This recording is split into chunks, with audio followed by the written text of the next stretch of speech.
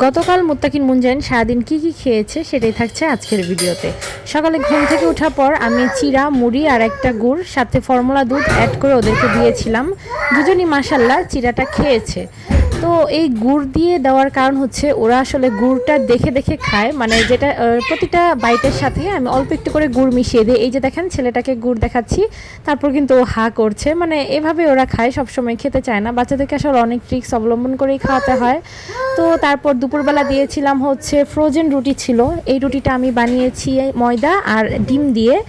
তো একটা ডিম আর আটা বা ময়দা মিক্সড করে 4-5টা রুটি বানিয়ে আমি রেখে দেই, একটা একটা করে দেই। একটা রুটি দুজন মিলে খেয়ে শেষ করতে পারে না, সাথে অল্প একটু ডালও ছিল। তো মুনজারিন খায়নি, মুত্তাকিন অল্প রুটি খেয়েছে মাশাল্লাহ। মুনজারিন তারপর ফর্মুলা দুধ খেয়েছে, সেটা আর ভিডিও করা হয়নি। তারপর দুপুরবেলা আমাদের বাসায় আজকে রান্না হয়েছে সবজি খিচুড়ি, সাথে ছিল ডিম আর এখানে ভাজি, করলা ভাজি, এগুলো ছিল। আসলে এই খাবারটা আমি আমার জন্য নিয়েছি, সাথে বাবুদেরকেও খাওয়াবো। দুপুরে আর রাতে সাধারণত দেখা যায় বাচ্চাদেরকে আমি যা খাই ঠিক সেই খাবারটাই দিই আর একই সাথে খাওয়াই।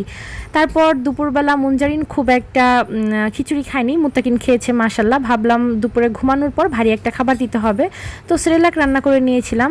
বিকালবেলা মুনজারিনকে আমি সেরেলাক খাইয়েছি, মুনজারিন মাশাল্লাহ সেরেলাক খেয়েছে, মুত্তাকিন অল্প একটু খেয়েছে।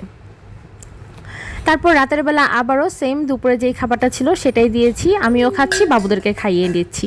এই ছিল আমাদের আজকে সারাদিনের খাবার রুটিন। আপনার বাচ্চা আজকে সারাদিন কি খেয়েছে সেটা কমেন্ট করে জানাতে পারেন। আমার যেহেতু টুইন বেবি, দুজনের চয়েস আলাদা, দেখা যায় অনেক সময় একই রকম খাবার দিলেও কিন্তু দুজন খেতে চায় না। একজন পেট ভরে খেলে আরেকজন দেখা যায় ও একদমই খাচ্ছে না, তো তারপর ওর জন্য অন্য কিছু করতে হয়। আর তাছাড়া আমি ভিডিওতে যা কিছু দেখিয়েছি সব যে তারা সম্পূর্ণ খেয়েছে তা কিন্তু একদমই নয়।